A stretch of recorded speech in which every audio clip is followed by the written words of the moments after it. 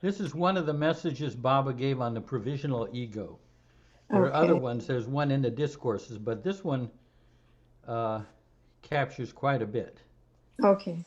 So, first, an invaluable quote by Baba on the provisional ego. Provisional meaning temporary, a substitute arranged for the time being only. Think of me in everything you do. Eat, dance, but forget yourself in the action and think of me instead. This is union through action. The less you think of yourself and the more you think of Baba, the sooner the ego goes and Baba remains. When you, ego, go entirely, I am one with you. So bit by bit, you have to go. Today, your nose, tomorrow, your ears, then your eyes, your hands, everything. Think of me when you eat, sleep, see, and hear.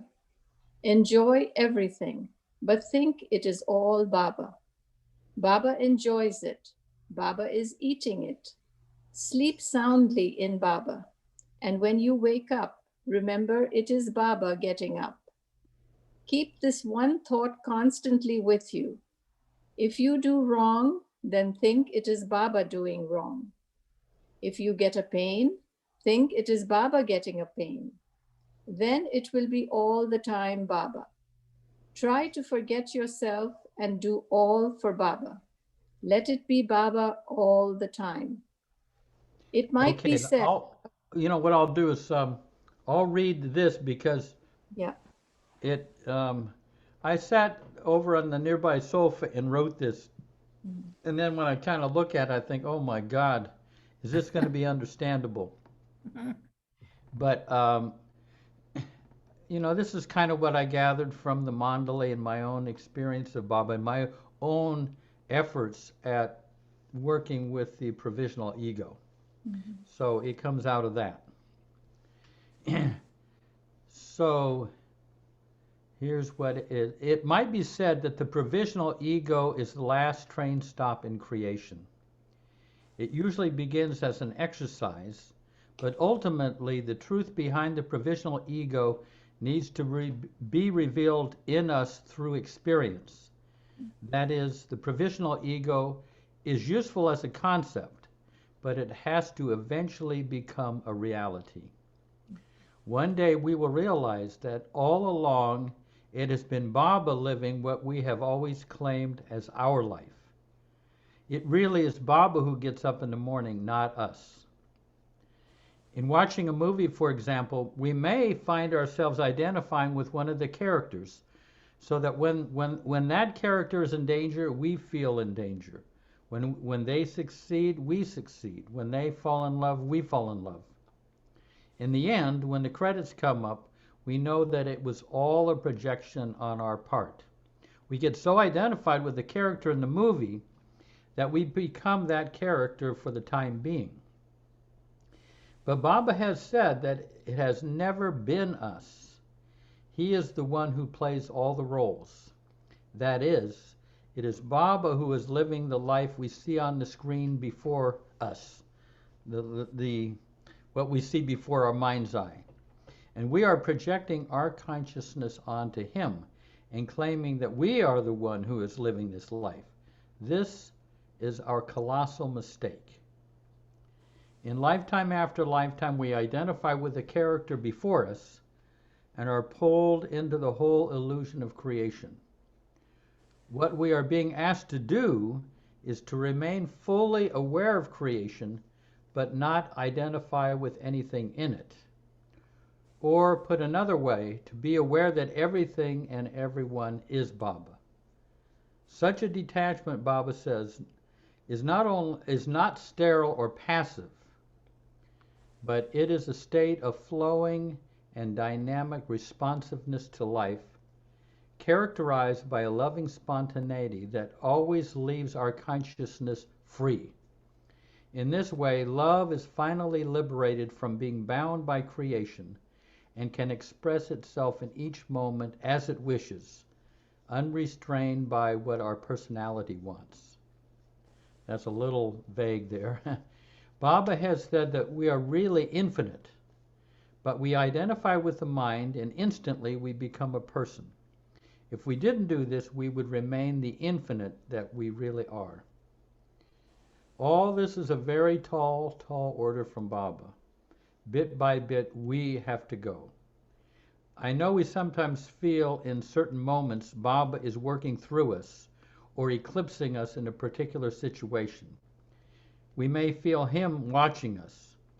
And now it all has to be reversed, little by little, so that it is us watching him live what we formerly called our life. The Mandali have said that people are just playing their roles. They are not really their roles. It is really Baba in disguise. Yikes, what a huge challenge. This is an unfathomable topic that is truly ongoing. So, I mean, I don't know how you folks feel about this topic. It's a very difficult topic to tackle. So, Jacima, we'll get back to. But Jeff, yeah. What about our jobs or our commitments to our families and living that life as long as we possibly can, and then giving ourselves completely to Baba or becoming Baba at the proper time? Yeah. I mean, I guess what Baba's kind of saying is that he will take care of our family and do it all for us. We don't have to be in there in the driver's seat making it happen, because it will. He can do it all. Well, it'll all be done. It's not like you unplug from responsibility, because then he is the one who's carrying out the responsibilities. But we'll get back to that, Dave. That's a major question there. We're going to have to, we may have to work up to that. But anybody have any thoughts about this? Go ahead. Marta. Yeah. Maybe you could give us a few kindergarten steps. So I'm going to answer my own question with a kindergarten step that I am living, which is when I remember, I say Baba's doing this, Baba's driving the car, Baba's back in the car, Baba is, that rote type of thing that we do. So I take that then, after listening to this dissertation that you so beautifully presented, I take what I do as kindergarten provisional ego. Is that correct? Yeah, I mean, imagine it is Baba who is living what you normally call me. He's the one who's doing that. I think it's valuable. I mean, invaluable. I mean, I've done it for periods of time, but then it's like I'm kind of aware that Baba is living things, and then before I know it, it's me living thing. Baba's living my life, and I'm aware of him, and then before I know it, I'm living my life, and he's watching me. Yeah. Because that's the age-old habit that I'm the one that's living this life and he's watching me. But isn't that kind of how we start? Yeah. Oh yeah. You got to start somewhere. Yeah. No, this is a work in progress. I know I've mentioned this before that I said to Marwan Jesawala there in Mandali Hall, I said, Marwan, I've tried doing the provisional ego for periods of time, and I've never been able to make it stick. I mean, I might do it for some months, and it's really nice and everything, but then somehow I slip back into I'm doing everything and Baba's following me around. So what can you do? And so what Merwan says is, do this. When you wake up in the morning, say, Baba, come with me into my day. When you eat breakfast, say, Baba, come and have breakfast with me. When you go to work, Baba, you come to breakfast with me. You come to work with me. When you go to the store, Baba, you come with the store. He even said, and then he said, when you have to take a piddle, say, Baba, you come with me. I'm taking a piddle. So, and I said to Merwan, that's kind of like Plan B until you can move to Plan A. Bring Baba into everything, and eventually it'll be you and him, but eventually you'll realize that it's Baba who's really living the life, and you're tagging along. So that's an intermediate way. I like that very much. This was years ago, and that helped a lot. But it's hard to imagine that Baba is the one here who's talking. And the biggest hurdle is what Baba says in there, when you do wrong, think it is Baba doing wrong. Because that seems like, wow, that gives license to doing anything. But we some time ago, maybe I shouldn't mention her name, but she was a girl that grew up here in Baba family, and during her early 20s, she got addicted to drugs. And right around that same time, she heard that you should say that it's Baba doing everything. So she started saying, when she would take drugs, saying, is Baba taking drugs?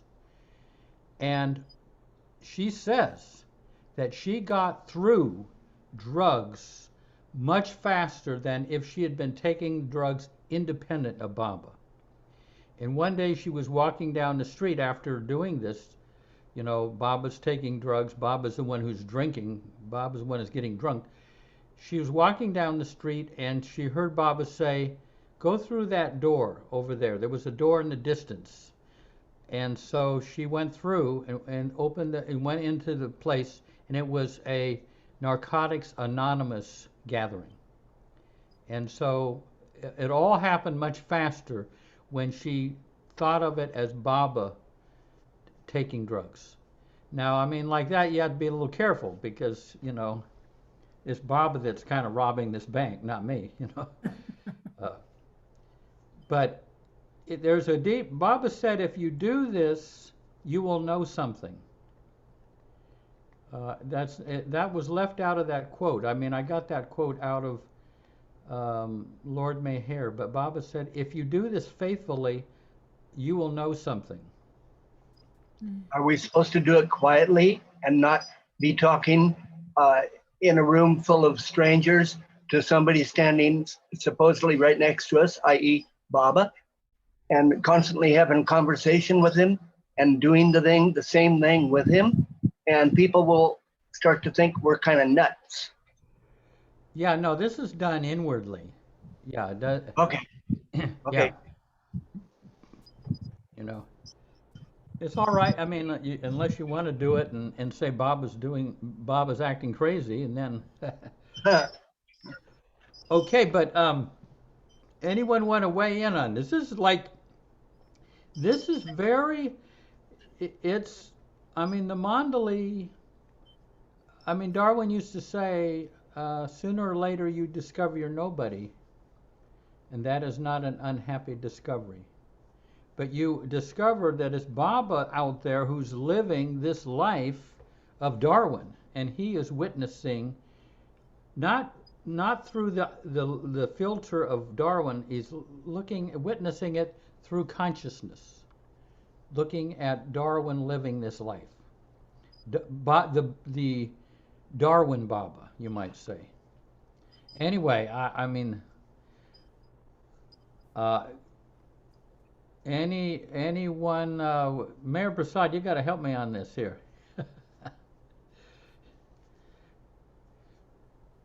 Or Tony. Tony's can usually come up with something. Um, I can just open my mouth and see what comes out, Baba.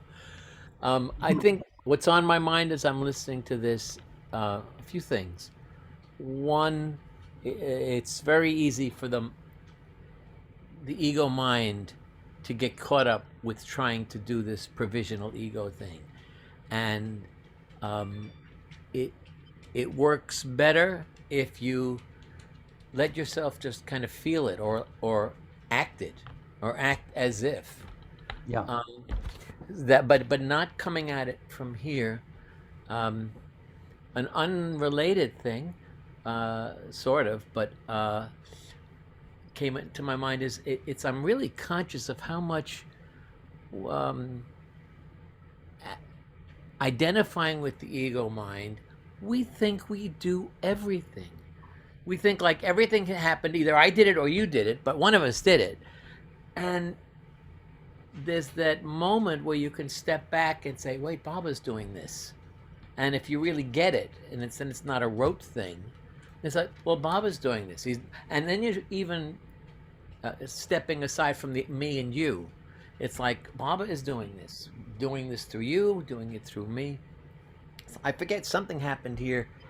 What was day after Thanksgiving, and a situation came up that was very distressing for me, and I didn't know what to do about it because there were scruples on both sides. And the saving grace for me was that I had the clear awareness, Baba is doing this. Baba has just set up this situation, this kind of like, figure it out, what are you going to do? And the only thing to do was to say, all right, Baba created this problem, so we have to go to Baba for the solution and listen for the solution. The other thing that came to mind was when I was working with this in a very intensive way. This is back in the mid-70s, and I was working part-time teller, sidewalk teller. I was in college, but I was sidewalk teller at a bank in Queens, with Sunnyside, I guess it was. And this provisional ego thing, actually, like Baba really stepped into it. And it was a gift, it was an experience from him. I can't say I didn't have anything to do with it, but as I walked, I felt and saw myself as Baba.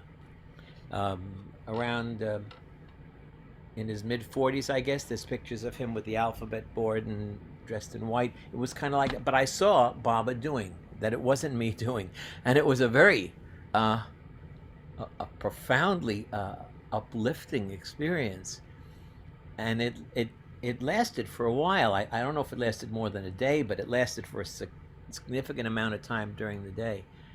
And I don't think about it much now, but it was the clear awareness that Baba as Baba is doing everything. And we don't get to have the experience of that most of the time. But what we can do is like just step back and accept it, I think. But not letting the ego mind try to make it happen, because that ruins it. That's all I have going Yeah. on. Excellent, Tony. Yeah. Yeah. Anyone else? I know one time I was back in the 70s. I was doing a program at the center, but I went off to my car wasn't working, so I had to walk down to a restaurant down the highway. And as I was walking back to the center, I was walking along, and suddenly I looked down and said, "Who's that walking? Oh my God! Oh my God! It's Baba walking!" You know, it was like, I don't know if that makes sense, but I looked down there. It's like it's me, you know, my body and my form and everything, but I realized that's actually Baba walking and not me. That was the first kind of break I got in this thing, where I realized that who we are is we've just come along and claimed that as us, but it is actually Baba who's playing all the parts. But that was like like I say, that was back in the 70s. Here we are in 2021, you know. It's really hard to make this kind of, as you say, from the heart, make it stick. You know, so you feel it intuitively. But anyone else? I mean, but the idea, as I said in that piece, is that we're projecting onto this thing that we see in front of us, like Tony Paterniti running around, and we say, well, that's me. But actually, we're the consciousness, and we're projecting this character there as who we are. But when the movie is over, we realize it wasn't. We just projected ourselves as Tony Paterniti. But we're really outside of. Stop picking on really me. Tony. Huh? Stop picking on me. Yeah. I'm picking on the Tony Baba, not you. Stop picking on Baba. That's true, though. That really is true. That awareness that you're picking, that whatever you're doing to someone else, you are doing to Baba. Whatever you're putting yourself through, you're doing to Baba. Yeah. And it's Baba doing it. Isn't? Yeah. I mean, there's a great relief of responsibility when it's not you living that life. As long as we think we're living the life, there is a secret and hidden responsibility that's overwhelming, even though it. But if it's Baba living our life, then that's his problem, so to speak. Anyway, this is all, like I say, this is uncharted territory in the English language. Rainey, you know those 3 talks that Francis did about how I am, you're everything, but I'm here still. You know that? Do you have that handy? Yes, I'll get it. This is really. Francis Brabazon tackles this problem. And, you know, he's around Baba, so, you know, he's having to deal with this. Firsthand.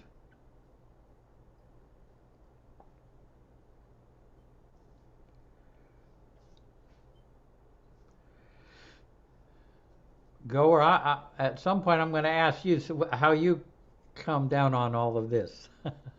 Yeah, like what you were saying, Jeff, about Mirwan telling you to think of Baba whenever you're about to do something or to have him join you.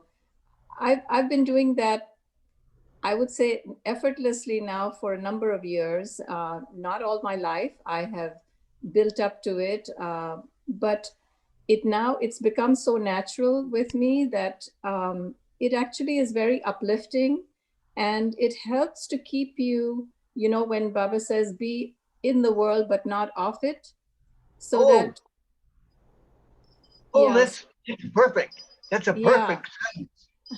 I so love when that. you I'm sorry, it's okay. Yeah, that's Dave. He's chiming in and right. So when Baba says to be in the world but not of it, so when you naturally bring him in with you with everything that you do, it uplifts you so much that you automatically feel detached from, you know, from being in that incident, in that whatever you're trying to do at that moment, because it's Baba doing it, not you. So it's for me, it's a very freeing sort of feeling. And I'm blessed to say that it you know, it happens with me throughout the day. Whatever I'm doing, Baba is with me. So it is just very freeing and comes very naturally. That's all I can say. And it's just, I'm blessed. Baba, Jai Baba. That's So all I can. Go here. Yes.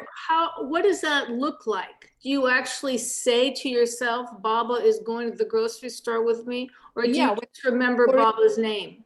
Yeah, when I'm walking out the door, for instance, I'm going to do my errands in the morning, I say to my, you know, in my mind, Baba, come with me. Of course, he's everywhere in my house. So so as I'm exiting the door, I see him as I'm walking out.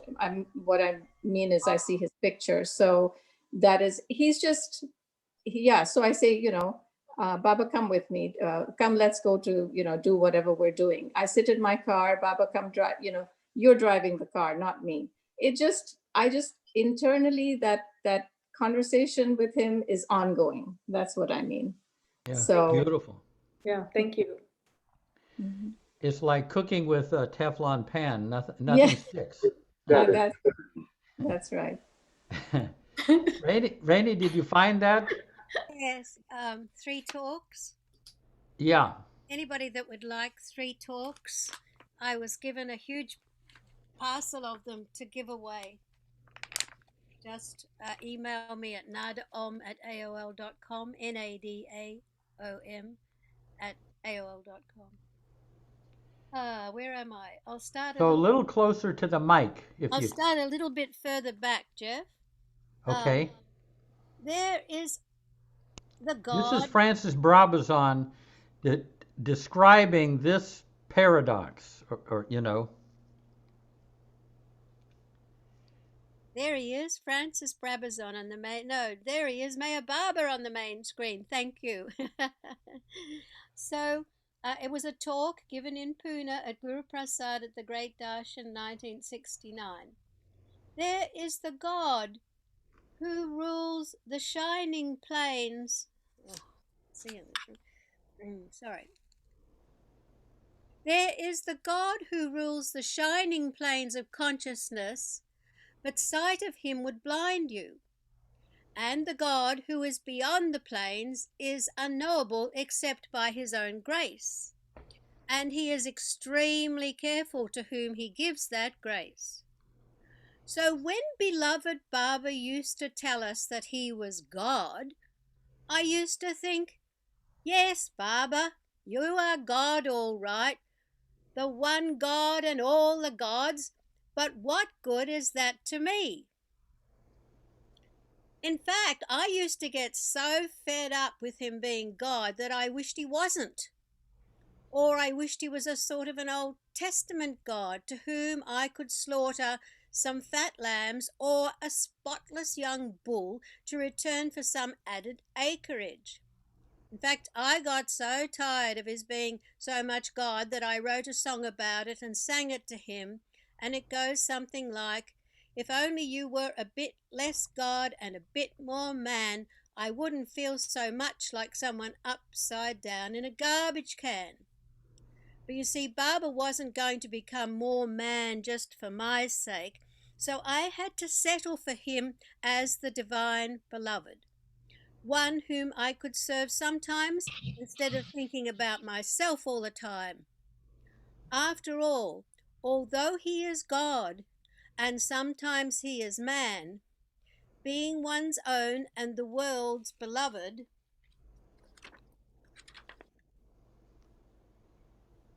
is his main job. Others can become as much God or as much man as he, but only Baba is more beloved than any other beloved and is infinitely worth serving. But now, Jeff, a great problem arises. How to serve that one who is all beloved? Well, whatever one does with love is done by him. Whatever that is done with love is done by him. All that is done for the beloved is done by the beloved. And so one arrives at the painful conclusion that the beloved alone exists. The beloved alone exists, which means that one's self doesn't. And that's a terrible predicament to find oneself in, for one's still here. I know. So I found a solution. Uh-oh, Jeff, he's telling us he found a solution.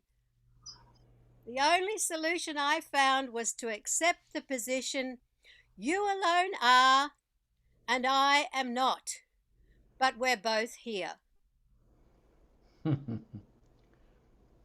Having arrived at this acceptance, Baba now taught me a poetical form capable of expressing all of the shades possible in the relationship of lover and the beloved. Jai Baba. Yeah, beautiful. I mean, that is there he describes the whole problem. Yeah. These are 3 fabulous talks that he gave at the 69 Darshan. I mean, incredible. Yeah, thank you, Rainey. That's excellent. Like, Baba's everything, and then we're still there. So how are we going to, what are we going to do about that? And that's why Baba, recommends the provisional ego, where we are just witnessing him, but we don't exist as a personality. That's the trick. But anyway, let's Jay Seema. Where's Jay Seema? Yeah, Mahesh Yeah. is next. Jai Baba. Can you hear me? Yeah.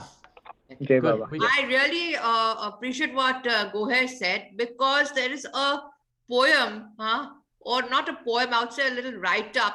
I haven't got it just now, but it says that whatever we do, we say like, okay, come with me for this thing. I'm cooking something. Come on, Baba, come with me. God, come with me outside. So it is really, I really appreciate what she said. I really liked it. Good. Really liked it. Jai Baba. Yeah. How do Next we we have know? Ed. How do we know if we're doing the right thing? Uh-huh.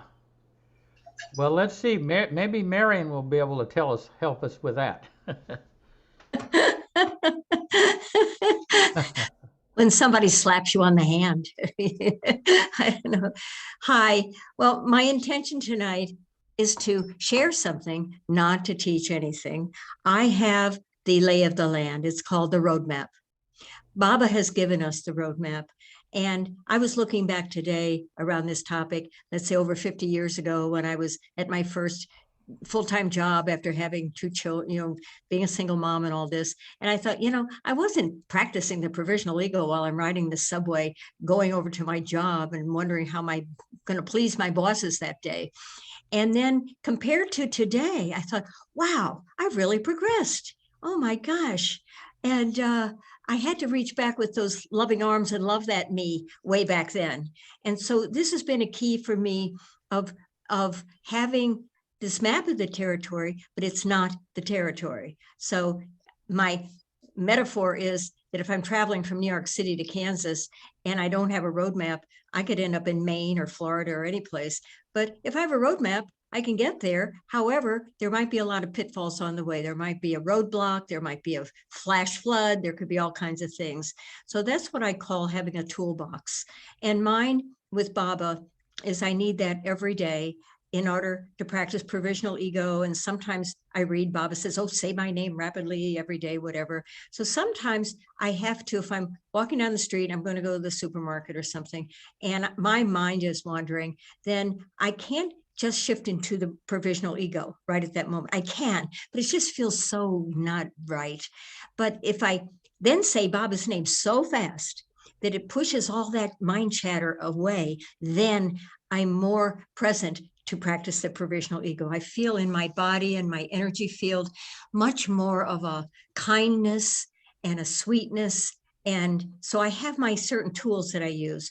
And the other is, Baba had said, and I'm not sure I'm saying it just exactly right, that the most direct connection with the divine is nature and the arts.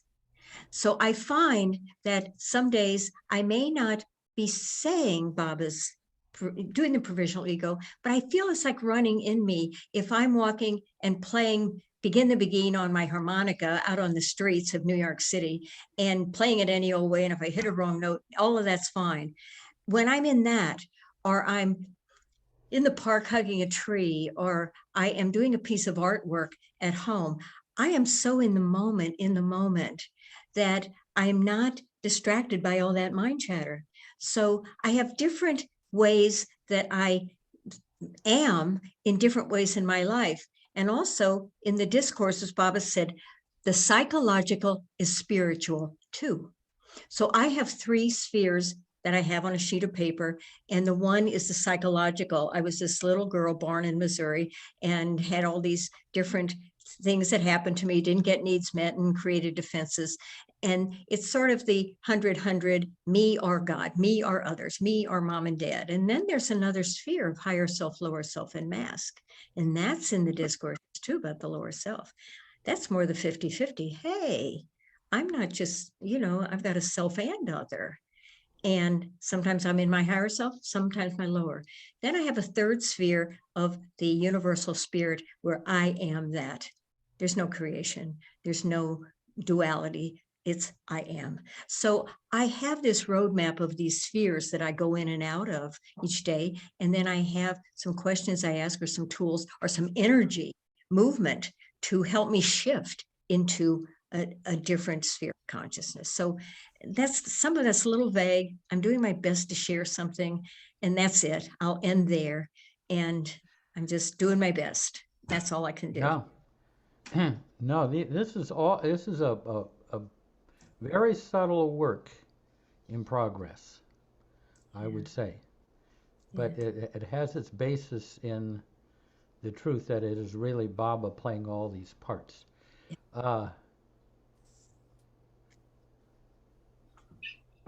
We have Wendy. Jai Baba. So the first time I really started into this practice was when I was doing body work with the mandali. And a couple of times at the beginning, it kind of scared me because it just did. And I would be working on their feet or their leg or whatever. And I'd look at my hands and it was like, these aren't my hands. But as I was giving treatments, I was constantly taking Baba's name. And that was even before Merwan had suggested for me to do that. It was just, I was so nervous because I wanted to do a good job. I wanted to please Baba and I wanted to please the mandali. And then it gradually started to move out into my practice when I got more comfortable with that. And I'm not sure if I'm on the right page here with this, with the topic, I think it is. And nature, of course, for me is my strongest connection with Baba. Being outside, the birds, animals, I'm most comfortable there. I'm really more comfortable in that than I am with people. I love people, but I'm more at ease. I feel more connected. It's more natural, I guess. So yeah, and like others have said, I try to remember when I get into my car, to take Baba's name and you're driving. And then there'll be times where I hit a dry spell and then all of a sudden, my life is not going very well. And I realize, oh my goodness, I haven't been doing this. And then it very quickly comes back in. So I'm assuming I'm on the right topic here. No. This is how I'm interpreting it. Yeah. Well, even watching your hands massage the women mandali, I mean, you actually see that these are really not your hands, but how are they operating? But you kind of sense it's Baba who is kind of eclipsing you for the time being. Yes, exactly. exactly. And Yeah, and there Yeah. was one, sorry, I'm sorry. yeah, Carry on. One night, Shelley and I were walking, this was in Marizad, and we were talking, and then all of a sudden I saw a snake. Her foot was just about ready to step on it. And I don't know how I did it, but I grabbed her arm and I picked her up like she was a doll. I mean, she's not a big person, but still, that had to be Baba's intervention. There was no two ways about it. And anyway, that was just a bizarre moment. And it was a snake for sure. It was a crate. And the ooh, a night crate, watchman, yeah, Yeah. and the night watchman deadly. came and got it, and killed it. But yeah, it was like, there's no way that, I don't think I could have done. It was just one of those things where you go, whoa. Wow. By God. Yeah, had to be Baba. Yes. Yeah, good. Say Baba. Yeah, Jay Baba, we thank have you. Prakash.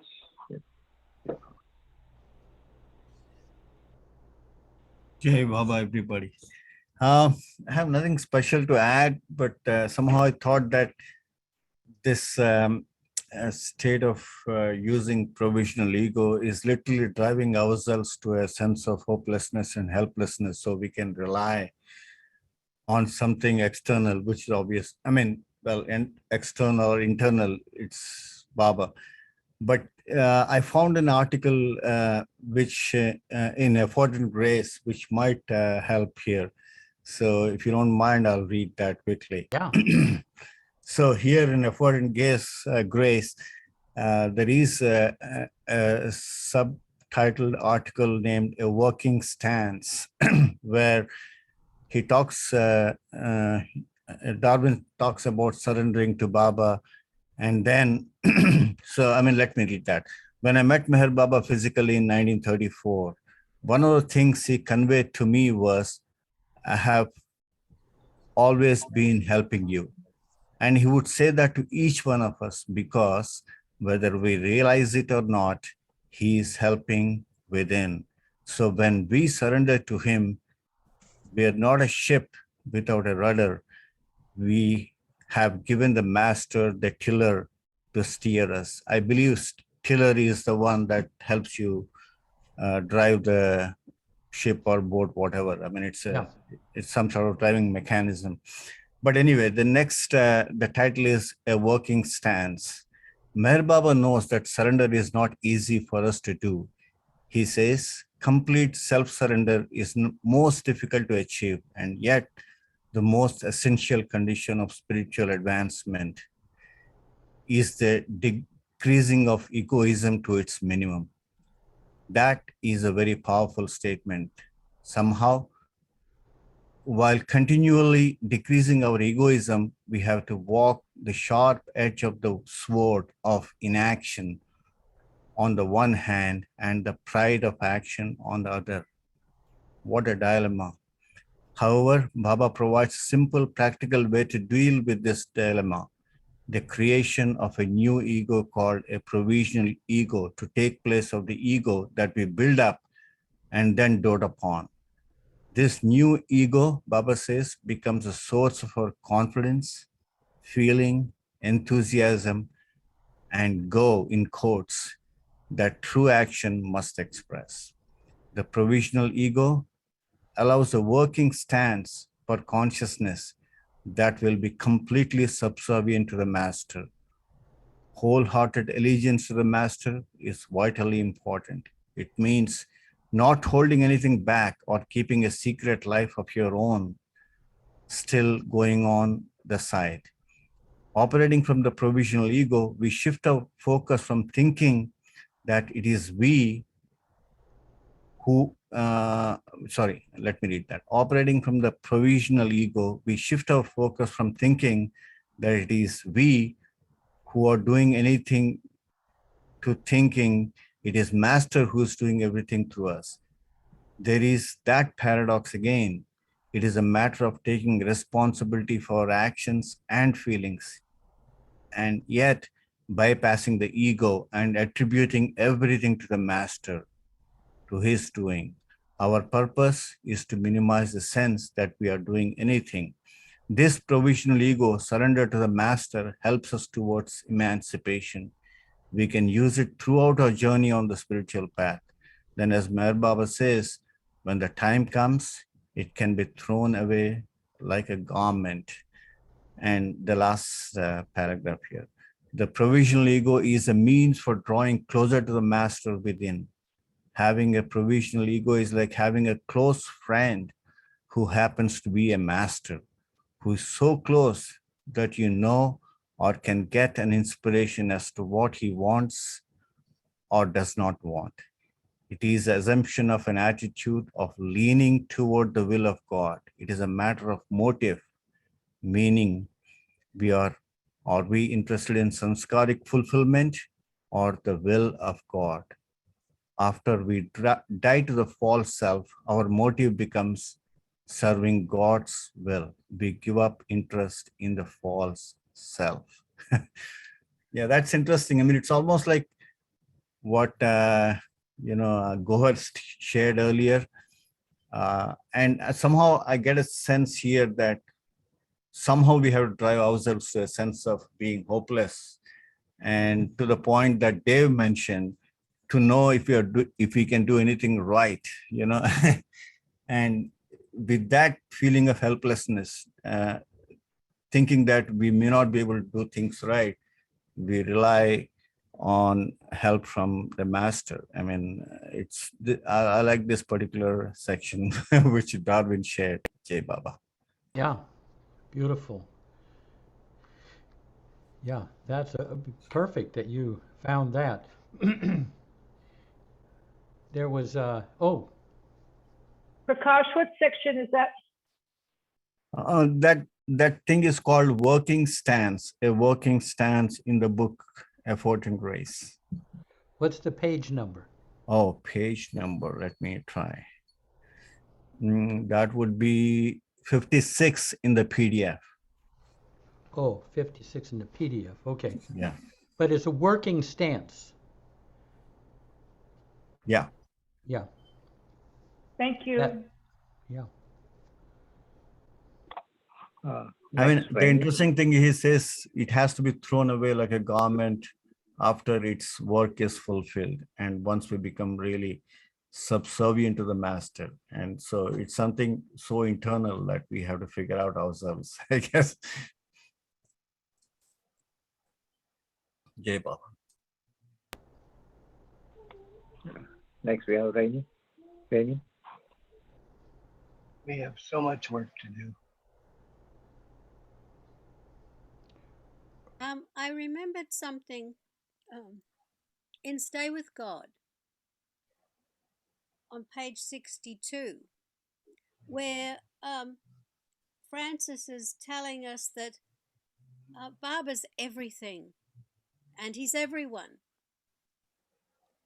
Thou stone cutter, thou gem cutter, thou potter and breaker of pots, thou upturner and returner, thou upheaver and leveler, thou bender of what is straight, and thou straightener of the bent, thou Baba, thou lovely woman and glory man and child, thou moon night, thou star night, thou dawn swept with stars, thou morning of sun, thou alone doer, thou adorable and adored, thou us, thou us, thou only alone self, thou us, thou us, thou only alone self. Beautiful. I mean, it's very hard to put this into English, you know. We don't have the English to really capture. You have to leave it to the poets to capture some of this stuff. Any you know, Mayor Prasad, we got him on the phone. You know, there's a quote of Baba's that I can't find anywhere, but Erich used to share. Maybe Mayor Prasad can find it, where Baba talks about, in the world, first you see someone and you fall in love with them, but in the divine realm, you don't see the one you love until the end. But in that section, Baba says you reach a point where when you taste something, you realize this is Baba tasting this. It's Baba that's feeling the joy of this morning sunrise. You actually feel that it's all Baba who's experiencing that intimately. This, you know, this cup of chai, that's Baba enjoying this cup of chai. But you actually feel it. It's not like you're you're imagining it. You actually feel that is Baba enjoying, tasting this chai. And that's when the beloved falls in love. That's when we see finally the beloved. But I'm just putting that out there in case Mayor Prasad can find this. I have not been able to find this quote, and it's a woman asked Baba, you know, in a crowd, and it elicited this whole discourse by Baba. But it was quite a lengthy discourse. Anything else about? Oh, Behave. Jeff, I'd like Yeah. you to explain this. This is a quote by Rumi. I don't understand it at all. I'll tell you the truth. Somebody sent it. A wise man doesn't say every single thing he thinks, but thinks every single thing he says. Rumi. I don't understand this, what this means. read it again. A wise man doesn't say every single thing he thinks, but thinks every single thing he says. Rumi. Now, what does this Yeah. mean? I really don't know. Yeah. Well, I mean, he doesn't say everything that comes to mind, Yeah. but everything that he says, he puts Yeah. genuine thought to it. You know, Okay. he's very thoughtful in what he says rather than just yakking away, saying any old thing. Okay. Thank you. Jeff? Yeah. Jeff, Yeah. could I ask please a question that has really been bothering me and is not on the subject at all? Yeah, go ahead. Okay. I need to be referred to some sort of a statement from Baba about how to react to house spiders, bugs, stinging bees, ants, gnats, box elder bugs. Are we supposed to love them too? Mice in the house, are we supposed to love each of them? And I just don't know. I don't know how Baba would feel about it, feel about them. Mm-hmm. Well,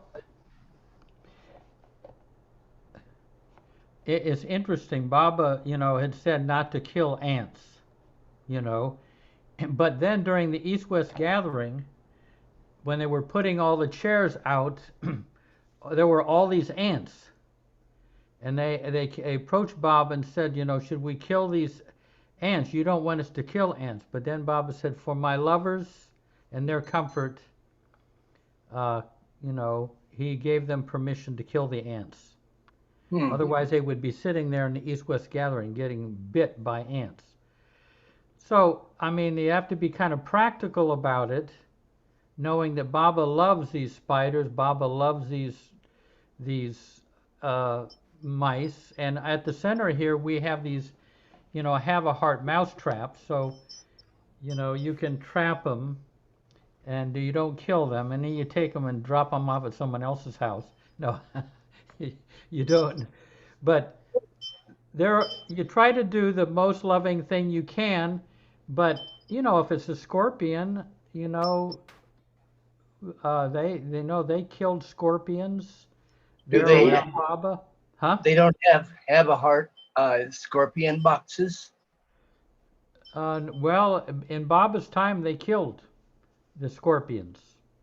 And they killed snakes, and so you have to kind of take it case by case. Is there something? Is it interfering with the comfort of your life? Is it? Is Betty going banana? Is she going crazy because of these things? So you have to kind of take all those considerations, and seeing what the most loving thing is to do. It's case by case. Yeah. Yeah.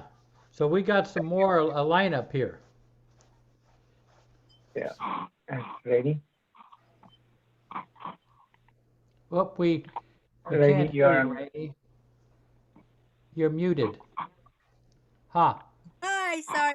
I thought of Yeah. a few lines that the piece that you've been looking for, I gather where you see something and in that moment there's Baba and can you tell us that story again about the piece that you're looking for that Eric said that you can never find, or Merwan? Who are you? Who are you talking to? Jeff, to you, Jeff. You said there's this piece that you cannot re-find. Yeah. What about it? Well, in a few lines in Stay with God near the back is a little section. I'll just read the relevant lines of it. Yeah. You could shave your head and you could pour dust on your head and wait until he calls. For any other mirror except him, that'll deceive you. But keep your butt plodding up the dusty road. Sit down like a plant and wait for his sun. For all other suns rise only to set. It is because the lover is immature that the beloved draws a veil of beauty over the face of his truth. It is because of this veil that anguished idleness begins. But when the lover sees Layla's face in the roadside dust, the beloved weeps one tear in which the lover is drowned. Smile, one smile, which becomes love illumination. But what came to mind with what you were looking for was, but when the lover sees Layla's face in the roadside dust, the beloved weeps one tear in which the lover is drowned. Beautiful. I mean, that's kind of the meaning of that piece. And I don't know if Mayor Prasad, he might be driving in a car, so he can't be looking at things. Usually, if we don't see him, he's in a car somewhere. Let's see. Ganesh. Ganesh. Yeah, Baba. I just wanted to answer the question of Dave, like which he asked about the killing the insects and everything. This is what I read, and I just wanted to share that. Like Baba said, don't kill lizards. That's one thing, because he said they are harmless. And he said about the other insects like mosquitoes and all, which are like attacking you, it's okay to kill them. Anything that harms you or is going to attack you, it's okay to kill them. And he said about snakes that they are stuck up in the incarnation cycle, and when a human kills, it helps to move to the next incarnation that's what Baba said in their state of evolution. So from one state to another, they are stuck as a snake in the state of evolution. And when a human kills it, it helps to move forward in the evolution. That's what Baba said about snakes. And he said, like, anything that harms you or is going to attack you, it's okay to kill. But if there is a creature which is harmless, he said, you not to kill. That's what I remember. And yeah, that's what I remember. Like reading. And with lizards, he said, no, don't kill lizards. Yeah. Yeah, one of the Mandali wanted to kill a lizard, and Baba said, no, don't kill lizards. They are helpful. They eat cockroaches, and they're actually helping you. Yeah, good. So anything that harms, it's okay to kill. Anything that's going to attack and all. So this is just the answer I remembered reading and just wanted to share that.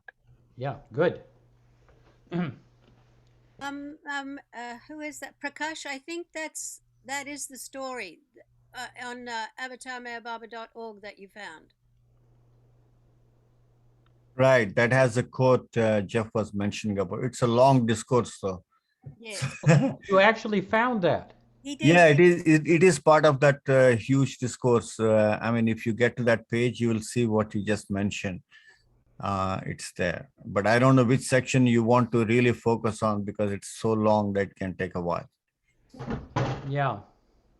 Well, maybe if Rainey has it there, or maybe she can find the relevant parts. But in the meantime, we've got Peter up there who's. Yes, Jeff. So I was just on social media. I found this quote by Inayat Khan, which was very interesting, which is almost what like you started talking about with the provisional ego. It goes, once you have given up your limited self willingly to the unlimited, you will rejoice so that consciousness that you to the unlimited, you will rejoice so much in that consciousness that you will not care to be small again. And that's Inayat Khan. Yeah. Beautiful. Yeah. Read that once again, Peter. Yes. Once you have given up your limited self willingly to the unlimited, you will rejoice so much that in that consciousness, you will not care to be small again. So like so he's referring, I take it that he's referring to ourselves as small. And he's playing that role in ourselves or whatnot. Well, yeah, I mean, I guess he's going to the consciousness that's behind watching this little, this small self. But in that consciousness, we are unlimited. Interesting. That's beautiful. But yeah, that sort of has something to do with what the provisional ego, in a way. Yeah, excellent. You're welcome. Yeah, as I said before, you can go along and do the provisional ego, and you kind of feel Baba's doing things, and you're watching him. But like I say, it's only a matter of time when you slip back into yourself, and then Baba's watching you. So it's a seesaw until it is really you're watching Baba live your life. And then you don't have to think, oh, what should I do? Because he's the one that's doing things. Anyway. Jeff, I think it's just the first 3 paragraphs might be the story, Prakash, not the whole thing. Shall I read them? Yeah, go ahead. Please If this is the one, this is really something excellent. If it's the thing I'm thinking of. How Will You Remember Me by Meher Baba. One day during a darshan program in North India, Meher Baba said, I have come once again in your midst as the same ancient one. Time and again I come in your midst with the same message. Love me, love God. Someone in the crowd called out, Baba, how shall we love you? Baba said, when you got married, did you ask me how you should love your wife? You saw her and you fell in love with her. But when you see me, you really do not see me as I truly am, for this body is only a coat that I put on. When you see me as I really am, then you will fall in love with me. The question then is, how will you be able to see me as I really am in the world? Men and women fall in love with one another, but in order for this experience to happen, the man or woman must see the other. Don't you believe that? Yes, said the man. And what happens after that? Is that the mind goes crazy with the desire to please each other. Each one wants to put the best foot forward in order to please the other, for the entire world now revolves around the person you love. This in turn means that you remember your beloved all the time. You think only of possessing the one you love, and you think of ways and means of being with that person all the time. But in loving me, it is just the opposite. Whereas in your world you can see and fall in love, you cannot see me as I really am. So in order to love me, you must start with remembering me all the time. Then you will see me as I really am, and only then will you truly fall in love with me. How can I remember you, Baba? He asked. Now that you have seen me in this coat and in this form, keep my photograph or whatever will remind you of me and help you to continue remembering me. Keep my picture in your house, in your toilet also, so that even there you can remember me all the time. Before you start your day, remember me. Remembering me now becomes a mechanical process, but mind wants variety. So you can then read the books that have been published and read the magazines too, which narrate my life and my work. And this is another way of remembering me. There's a long section there. And it gets down to the very end is very good, but keep going. I mean, Baba gives various ways of remembering him. Various ways. So this is the message to the seeker to love me, and the creation serves as that constant reminder to remember me.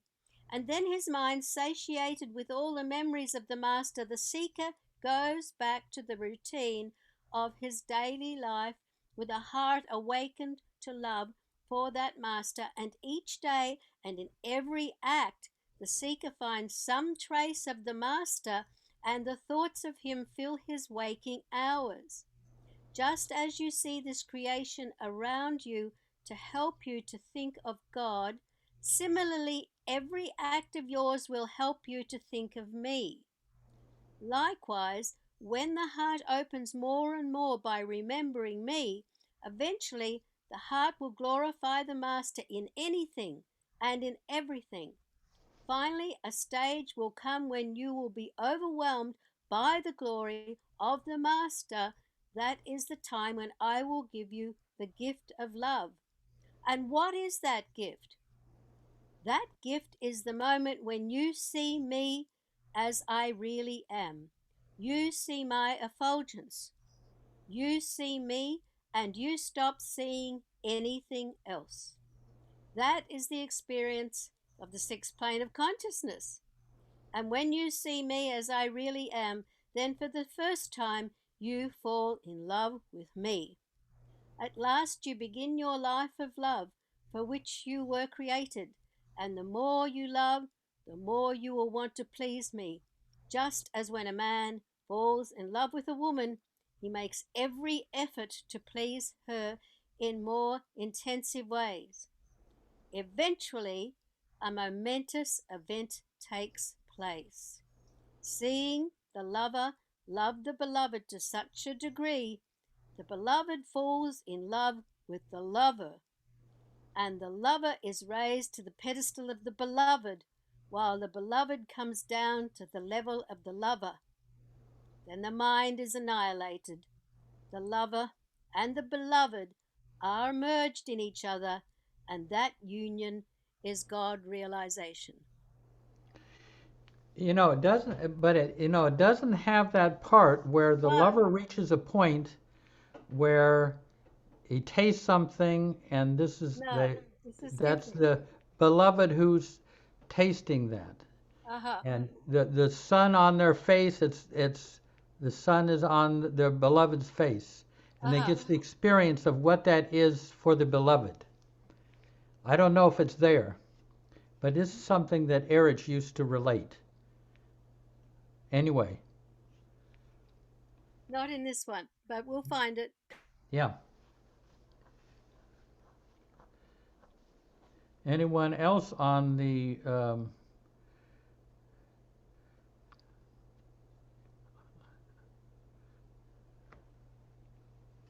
let's see.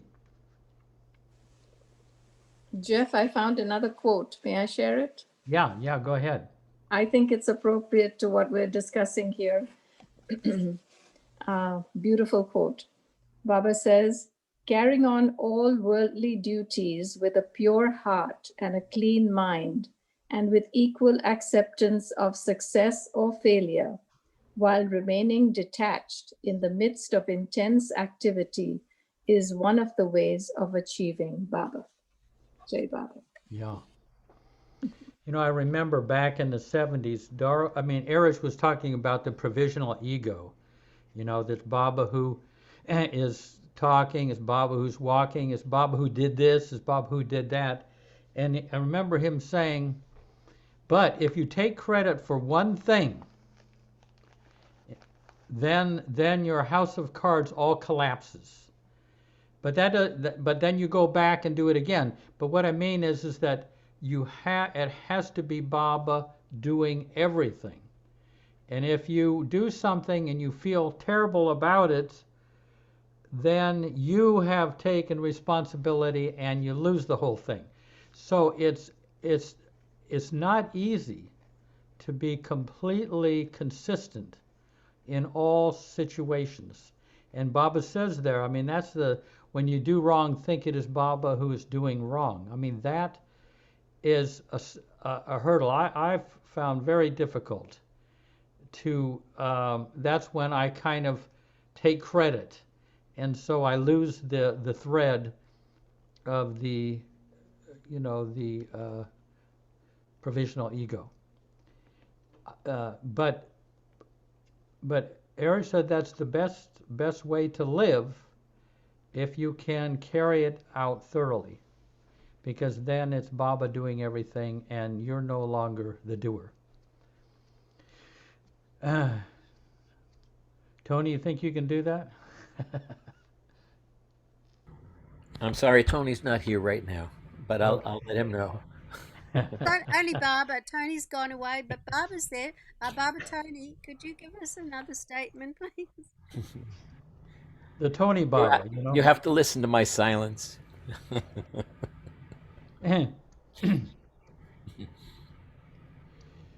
No, it's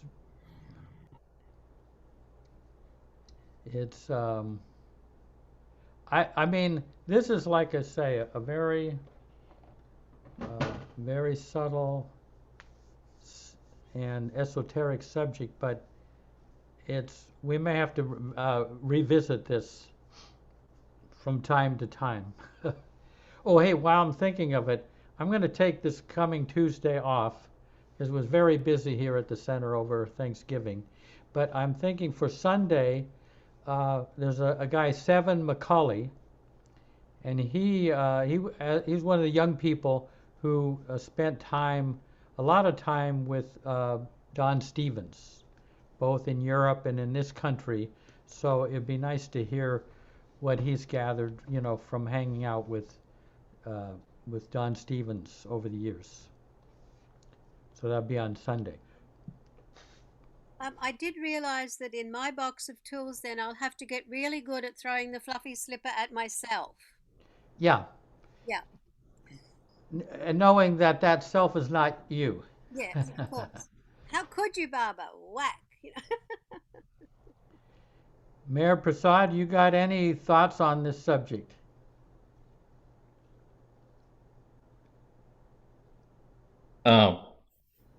I think I mentioned this a few times before, but I generally try to follow what Baba said about this, where he said, before starting any work, think, Baba, it is you, not I, who is doing this work. And after finishing it, say, Baba, it is you, not I, who did that. And I found that if I do that consistently, it helps in two ways. One is it really gives you a sense of freedom from that action.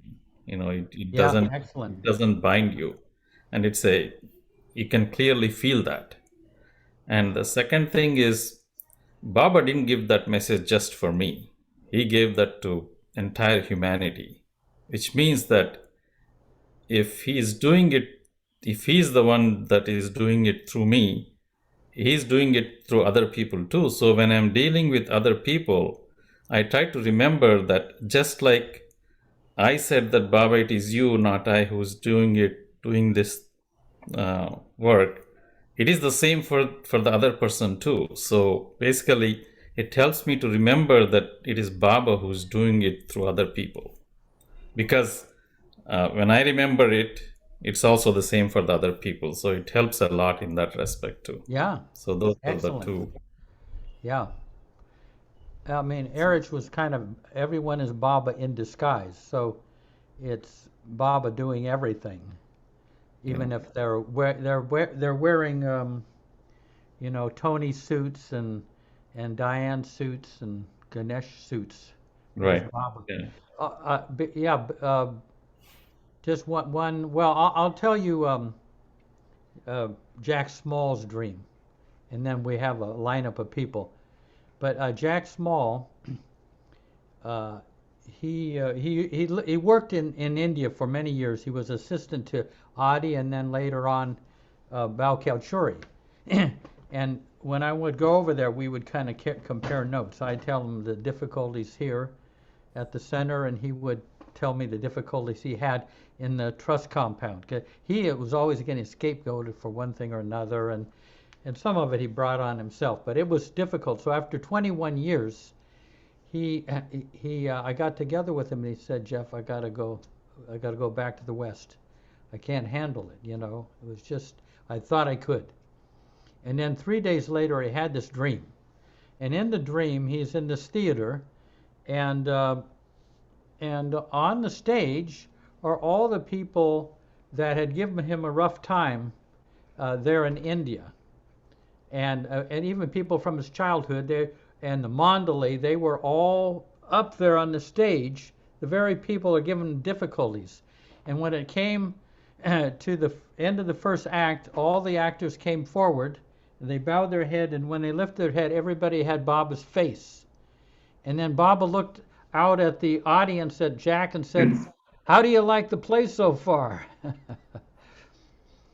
But everybody was Baba in disguise. So anyway, that's the dilemma. Okay.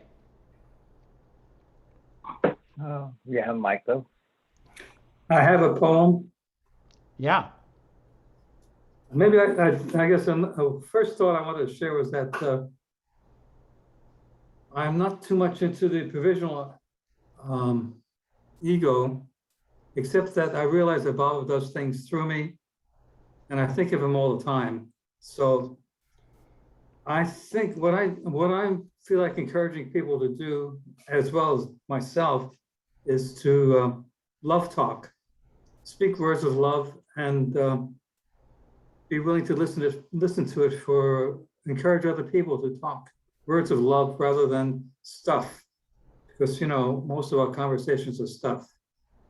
So that's my thought on that, and here's the poem. My clock has numbers and no hands. No longer is it about 10 o'clock. It is exactly 10:10. Does this really matter? At this very moment, time is slow. In 1/2 hour, there will be a split-second race to be on time to something soon forgotten. Lord, when I contemplate your you-ness, how else can I describe the indescribable? Time is non-existent. It is a leisurely evening spent absorbing the smells of trees and grass and flowers, awestruck by the sunset laughing at children playing, lost in conversations that lovers have who never seem to say enough to satisfy each other. The picture fades and crumbles. Hurry, Michael, you'll be late. And swept up by time's torrent, disappears in guilt for wasting precious seconds that could have been more useful. Lord, is it time to leave? Or is it time to stay? Someday, when it pleases you, may I stay forever? Say Bob.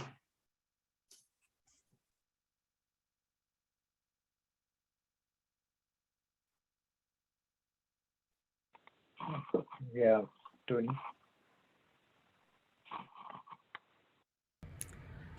I just wanted to mention something about Alex Sprinkle. I think some of you knew Alex. He met Baba. He was in New York. Although I was, I guess, 18 when I met him, he must have been 38, but he seemed like the youngest guy in the room. And he was around Mayor Baba House a lot, especially towards the end of his life, and towards the end of Baba House, for that matter. I had engaged and got really excited about Baba's discourse on the provisional ego, as I said, in the mid-70s, and had kind of gotten everything I was going to get from it at some point. But more recently, like in the last decade, Alex was very, very much into the provisional ego. And it was about the main thing he would talk about or refer back to when a Baba decision came up. And there's no big point to this, except that this whole discussion has me very fondly remembering a very dear old friend, and wanting to share just one little story that he once shared. That when I knew him, he was Don Sprinkle, and he said that at one point in his life, he was really going through something, and he was sending letter after letter to Baba, pouring out his difficulties about whatever this problem was. And Erich told Don when he went to India many years later, he said, so one day we were there and Baba said, let's hear the correspondence. What do you have? He said, I have another letter from Don Sprinkle. And Baba said, it's not sprinkling, it's showering. Anyway, that's all. Just that remembrance of an old dear Baba friend. Oh, beautiful. Yeah. Thanks, Tony. That's great. Dinku. Jai Baba, everyone. Hey, Dinko, yes. Going back to, what we said, that it's Baba doing everything. Then, for example, supposing there's an argument with someone, and it's Baba that's, arguing with you, and you're Baba arguing with him. So it comes down to the fact that, it's Baba arguing with himself. Yeah. It must be very funny when you finally start to realize these things, to witness these things. I know. Jeff. What? Jeff, it's Meher Chand. Sorry to interrupt. Yeah. I put a link of Baba's saying on provisional ego from Love Alone Prevails, that I cannot share it. So if somebody can, like Prakash, a small roundabout 20 lines, this thing he can read from quotation from provisional or on the. And it doesn't open up, unfortunately, Meher Chand. Yeah, I put the link. Prakash can do it. But it's broken. It doesn't open up, unfortunately. Yeah, Prakash can do it. We'll see. In the meantime, I just mentioned one thing that when Dan Ladinsky told me this, he would stay at Brabazon, and during the week when people would come out to Brabazon, Erich and Mani and all of them would be there, and they would embrace us and say, Jai Baba, Marion, Jai Baba, Tony, Jai Baba, Terry, they would embrace it. But on Baba's birthday at 5 in the morning, when they would meet in Baba's bedroom, there would be some of the Westerners there in the Mandali. Erich would go around, he would embrace each one, he'd say, I love you, Baba. And he'd embrace the next one, I love you, Baba. So he would go around. So he was seeing everyone as Baba in disguise. And then I'm sure, and sometimes he'd say, I don't know whether I'm saying this or Baba's saying this, and it didn't really even matter. But anyway, that's kind of some of the hints of what they were experiencing. Okay, Jaysima. Yeah, Masha. I wrote this after finishing up the Blue Bus tours. It's kind of related but unrelated. And it just came through me. So I just wrote. For anyone who has received this book, it's awesome, truly. Recorded history by the men and women from both the East and the West, through many journeys, austerities, hardships, and joy, traversed the earth as companions to the divine avatar of the age, Meher Baba. The lives they led were strict in all aspects, yet they were joyful because they were chosen by the Master to serve humanity and bring these event stories to us, the people who have conviction that this is the truth, not just faith, but true knowledge that this is a guide from God to all mankind.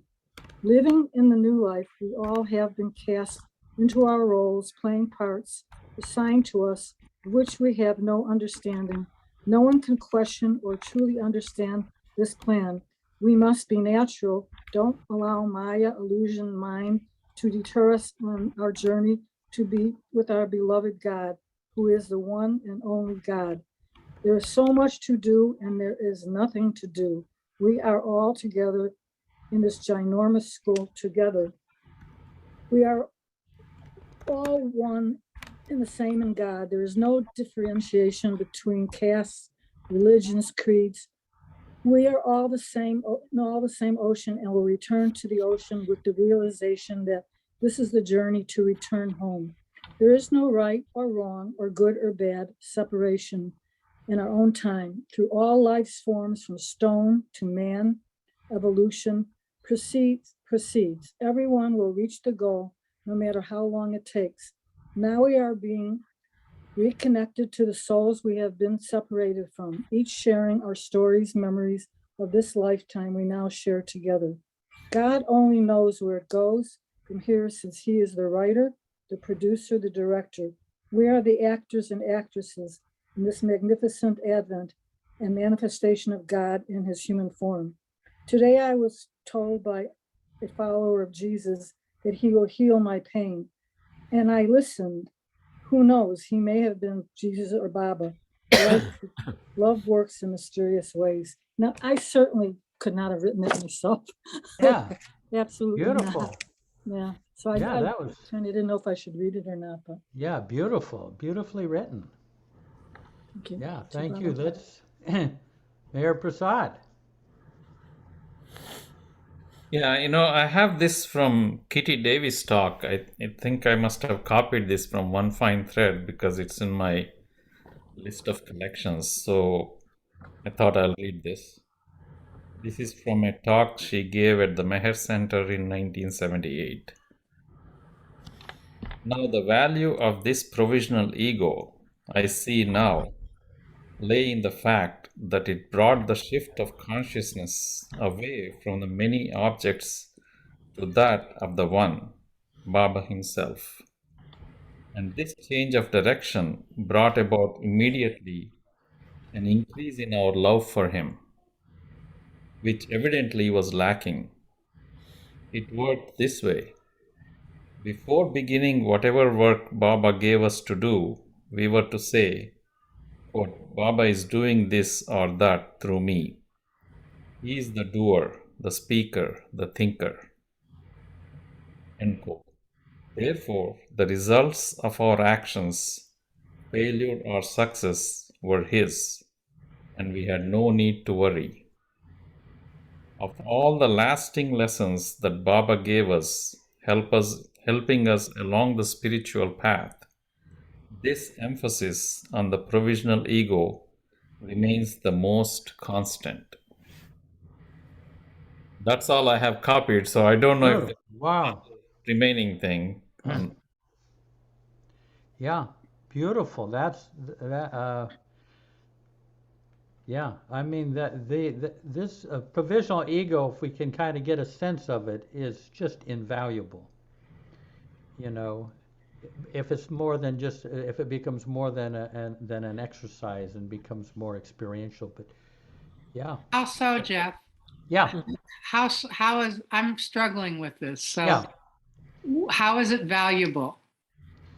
Well, even like what Kitty said there, if you do something, you go into work, is Baba going into work, and if things kind of flop or you make some mistakes and everything, you actually feel it is Baba who made the mistakes and not you. You're not taking 100% correct credit for the mistakes. The extent to which you kind of feel that it's Baba who has gone into work is the extent to which you feel less responsible. So you get kind of freed up. You know, if you have to give a talk and you say, Baba, you speak, and then you speak, and people weren't into it so much, or they half of them fell asleep, but the responsibility goes on to Baba. So are we to believe then that people who commit horrendous crimes, or people who are mean, or whatever the negative things, that's all Baba? So Baba's just playing this incredible chess game up in this, That's well, I would say that's Baba's will, but it's not his wish. In other words, he does everything, but what we have to strive is to do what he wishes, which is to be loving. But a lot of these people are coming in from the animal kingdom, and they don't necessarily have so much love to begin with. Neither did we. We were tearing into things, or attacking things rather than loving them. I mean, like I say, it's all Baba's will, but it's not all his wish. His wish is that we be loving, and by being loving, we're on the express train, passing through, going across creation. And I say Baba's will is like the local train, and you're stopping at every town and city and village along the way. But it's hard to imagine, it's hard to swallow that it is all Baba, and that there's not some other force like the devil who is a rival to Baba. That it's so it has to be all Baba whether we like it or not. But yeah, so we got some more hands there. But well, Diane, anything was that any help at all, or? I'm being pretty thick about this. I'm struggling with it. इसलिए ज़्यादा मत चलाओ उसको. I guess I think my brain goes into so many different aspects of people. You're saying Baba's in charge and Baba's doing all this. So where are we in that? Or is that the whole point of this? Is that there's not supposed to be a me? Yeah, my understanding is that we eventually realized that we were never doing anything. We were witnessing we were witnessing this movie, and we got all caught up in a particular character. And because we identified and projected on that character, we went through all this horror and success and triumph and everything. But we projected onto Baba, who was living these parts. I mean, it's hard to imagine. Is it that Baba is actually Diane? He's living that, and then you're actually you've gotten identified with Diane. But it's actually Baba.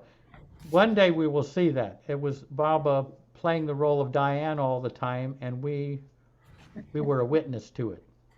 I mean, it's, like I say, it's pretty far out, but it is the truth. The Mandali say it's the truth. Okay, Anyway. then I'll throw the fluffy slipper at Diane. Yeah. What does that mean? Well, when I get cross, I throw a fluffy slipper at a Baba picture, you see. And so Every time she now gets after this meeting, frustrated, I she realized throws I've got to that. throw the fluffy slipper at myself. But then, seeing as you're Baba too, Diane, I could throw the fluffy slipper at you when I'm cross. You know, any one of you could get the fluffy slipper treatment any minute now, not just me. Yeah. And it'll always be Baba you throw it at. Okay, let's see. Jay Seema. Yeah, Michael. Well, I've got two sides to this point of view. And I was thinking about this provisional ego, why I don't think in those terms. I guess it was highlighted by a story that Charles Haynes told about Erich, who wanted to leave Baba. And he took all his clothes and he set them aside. He was about to go naked out into the world. And he said, well, this hand, Baba gave me this hand, this arm, all of me.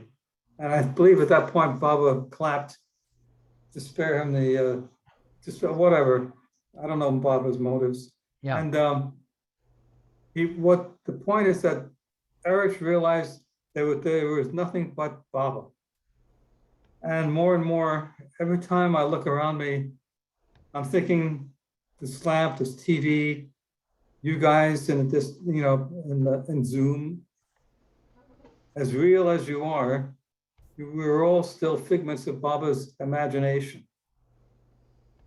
And that this is a gigantic, enormous set, like a Hollywood set.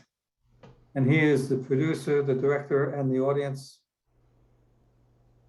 And he's come up with this wonderfully complex game that is worthy of God. No other game could be as, why would God play a simple, two-line plot when he could manipulate 18,000 worlds and billions of planets and stars and the life of hummingbirds and and know everything that's going on all the time? It's just that to me is a game worthy of God and wonder on my part. And then I'm playing my part in it, even though I don't know the ultimate end of what's going to happen next in the scenario. And we're all totally devoted to our parts, so much so that we've forgotten who we really are, which is souls.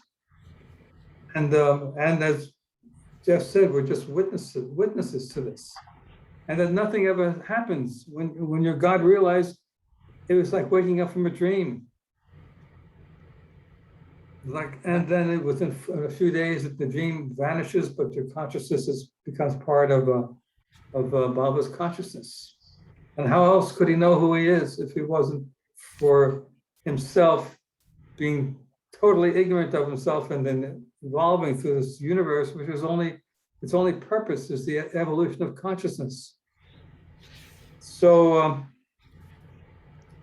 that just strikes me in wonder all the time. And that's pretty much the world that I'm living in a world of childlike wonder. But about the provisional ego, the negative side of that, which has always bothered me, which perhaps bothers Diane, is that supposing a Baba lover runs over somebody, kills them, and as the police haul him away, he says, I didn't do it, Mayor Baba did it. So who do they arrest? So where's this man Baba? We're going to arrest him. No, they're going to arrest. They're going to arrest that guy for his hands on the wheel. So to me, if you're going to get to the point eventually of saying I am God, but the least you could do is say I'm driving the car. Yeah. So I'm more into personal responsibility than I am the Baba's doing it. But I believe Baba does things through me. That I am an instrument of God, for better or worse. Hopefully it's for better. Good. It's for better. Okay. Just one thing to it. It's all about like programming ourselves, saying all glory is my master's and all weaknesses are mine. So anything that I do out of weakness is mine, and everything that happens and every glorious thing is my master's. That was Erich said that? I don't know, but I remember somebody saying it. All glory is Can you repeat? my master's and all weaknesses are mine. And that's how we need to program ourselves.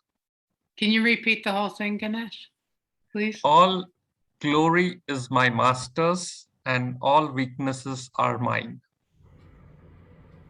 That Erich used to say that. That's the way you had to behave in the court of the avatar. That was, I think that was Sam Kerawala quoting Vivekananda. Uh-huh. And Erich used to say something very similar to that. When we messed up, it was us. When it glorified Baba, then that was him. So we're getting kind of late here. We'll have two more. Dinku? Yeah, coming back to the same thing, that, it's basically a very fine line as to where our responsibility lies and where we attribute our actions to Baba. But then again, where does that provisional ego come into the picture there? Because you could shirk your responsibility and say, oh, that's Baba doing it. But, so it's quite confusing. Yeah. I mean, the interesting thing is, if it was Baba doing everything, it softens your nature to such an extent that you'll be much more loving than when you're taking credit for doing things. It's an odd sort of thing. Why? Why is it if you think Baba's doing everything, why is everything softened? And, but it actually is actually the case, because that the two people, us and Baba, kind of having two creates tension. But if it's Baba doing everything, there's just one person doing everything. It's worth trying and then see if your life is different. That's the thing. Anyway, we got, Anchor with Tony here. Hi. Before I say what I had my hand up about, was Erich, as I remember, would say that yes, Baba does everything, but as the slave in his court, the phrase I remember him using is, it behooves us to take responsibility for those things. And it reminds me of the stories of Ayaz. The fault, my Lord, was mine, and it behooves us, even though, yes, Baba does everything. There was a quote from Rumi I was thinking of, and I just pulled it out. It's from the Reynold Nicholson book. I'll just read half of it, which seems to tie in with this. It's called The Friend Who Said I. A certain man knocked at his friend's door. His friend asked, "Who is there?" He answered, "I." "Begone," said his friend, "'tis too soon. At my table there is no place for the raw." How shall the raw one be cooked but in the fire of absence? What else will deliver him from hypocrisy? He turned sadly away, and for a whole year the flames of separation consumed him. Then he came back and again paced to and fro beside the house of his friend. He knocked at the door with 100 fears and reverences, lest any disrespectful word might escape from his lips. "Who is there?" cried his friend. He answered, "Thou, O charmer of all hearts." "Now," said the friend, "since thou art I, come in. There is no room for two eyes in this house. The double end of thread is not for the needle. Inasmuch as thou art single, enter the needle. 'Tis the thread that enters the needle. The needle's eye will not admit the camel." Beautiful. Yeah. Excellent. There's never room for two of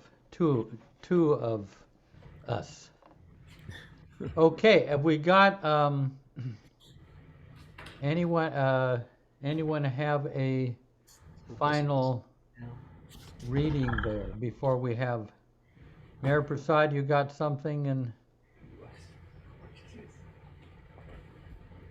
Yeah, I can read a short quote. yeah.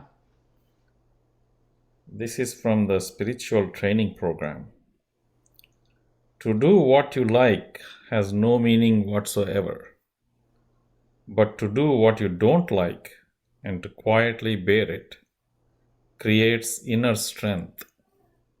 That strength is used to defeat the false self. Wow. Okay, let's have a few moments of silence.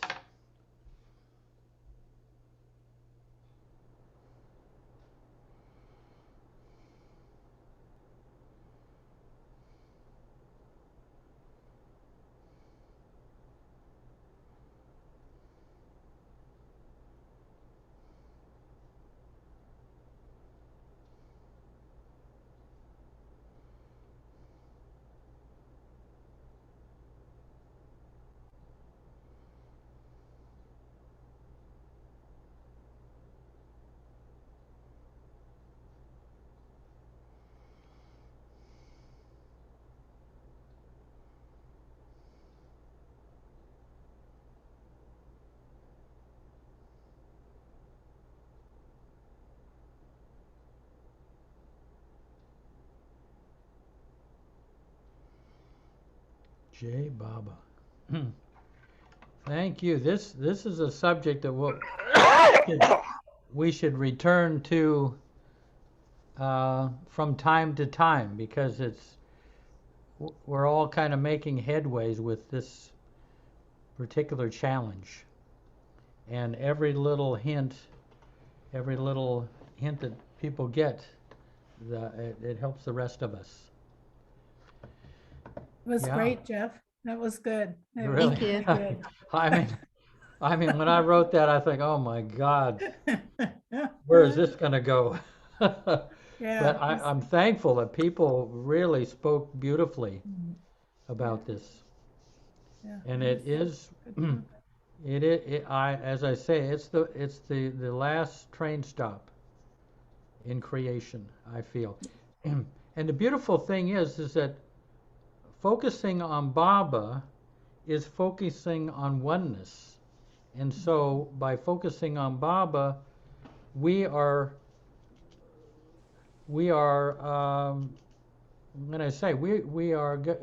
disappearing, and he is the embodiment of oneness. So to focus on him, he's going to remain, and we're going to gradually disappear. Like Baba said, first your eyes, your ears, your false teeth, your wig. We're going to. So thank you, folks. Thank you. Thank you, Jeff. Yeah. Jai Baba. Thank you. Jai Meher Baba. Yes, Thank you, Jeff. Thank you. Yeah. Thank you, Mayor Chan, from coming all the way from Hyderabad. Jeff, we already missed you. What's that? We already missed you for Tuesday. That's right. That's right. Yeah, I was so tired. I got so tired. I thought, wow. Is there a 12-step program for Jeff withdrawals? Jeff Anonymous. But like I say, Chat anonymous. seven should be have some very interesting things to say in his many times that he had with Don Stevens. Just like Laurent, had beautiful things to say. That's next Sunday. This coming Sunday, yeah. Yeah. Okay. In the meantime, have a good life. Yes. Jeff, Take a good rest too. Thank you, Good night, everyone. all. Avatar, Thank you. Baba, DJ. Hey. Avatar, Meher Baba, DJ. Avatar, Meher Baba, Jay. Hey, And then- Nazreen. And at the end, we have to have Nasreen. Oh, yeah. Avatar Meher Baba Chi. Thank you. That's Thank the you. best. I Thank feel you. that right in the depths of my heart. I don't- Oh, thank you. Thank you, Jeff. Thank Much you. love. Jai Baba, everybody. You. Jai Baba. Bye. Have nice Jai Baba Baba. dreams. Jai Baba. Thank you. Yeah. Thank you.